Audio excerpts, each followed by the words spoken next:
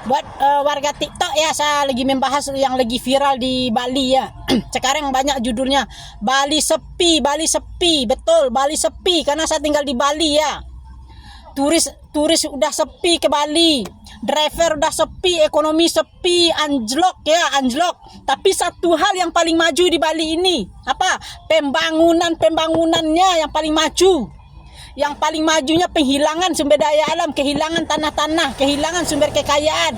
Itulah yang dilakukan oleh orang Bali. Itulah yang dilakukan oleh orang asing menjajah ke daerah Bali. Sumber-sumbernya sudah ditutup. Tahu nggak penyebab ekonomi itu sulit? Karena kehilangan lahan setiap hari. Kehilangan lahan setiap hari. Mending kalau ekonomi sulit, kalau kita punya sumber daya alam sawah tadi, kita masih bisa hidup dari situ, kita masih bisa makan dari situ. Kalau kita tidak punya sawah, makannya dari mana? Kalau kita punya rumah aja nggak punya sawah, makan dari mana? Nanti PHK massal di mana-mana, nggak ada tamu, PHK karyawan hotel, villa, bar, semua nanti kena PHK ya. Gimana sumber daya alamnya sudah hilang di Bali ini, dikuasain orang asing. Ini pemerintahnya bagaimana?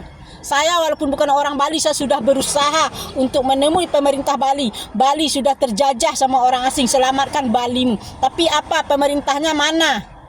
Saya sudah berusaha untuk menemuinya, pemerintah sibuk terus. Bu Niluh Jelantik udah 4 bulan saya berusaha untuk ketemu sama dia. Kata asistennya, sibuk terus di Jakarta, entah sibuk-sibuk. Padahal ini yang saya bahas masalah yang paling besar di muka bumi. Termasuk masalah Bali ini. Kalau Bali itu udah dijajah sama orang-orang asing. Ingat ya, kalau pembangunannya yang maju, bukan memajukan ekonomi ya, tapi mematikan dan melemahkan ekonomi itu. Karena yang dimatikan adalah sumber-sumber dari segala kehidupan. Dari situ lahir kekayaan, dari situ lahir kesejahteraan. Makanya saya bilang di TikTok saya, semakin maju bumi ini dengan pembangunan, bukan menghidupkan ekonomi, tapi mematikan. Kenapa? Karena besok di anak cucu kita tuh yang tinggal hanya bangunan-bangunan, harta benda, uang-uang, harta benda, emas-emas, tapi tidak berfungsi, manusianya musnah. Itulah yang dilakukan oleh semua investor-investor yang serakah, termasuk pemerintah sendiri. Sadar, dengarkan edukasi saya. Selamatkan Balimu. Selamatkan sumber daya alammu. Nggak mungkin kan Bali ini ditanam dengan bangunan beton setiap hari. Ingat, negara yang paling miskin adalah negara nanti yang tidak punya sumber daya alamnya. Yang akan hancur duluan adalah negara yang tidak punya sumber daya alamnya. Ingat, sebelum terlambat, selamatkan Balimu dari kehancuran sumber daya alam, kesulitan ekonomi, dan menuju pemusnahan manusia. Semoga orang Bali paham ya.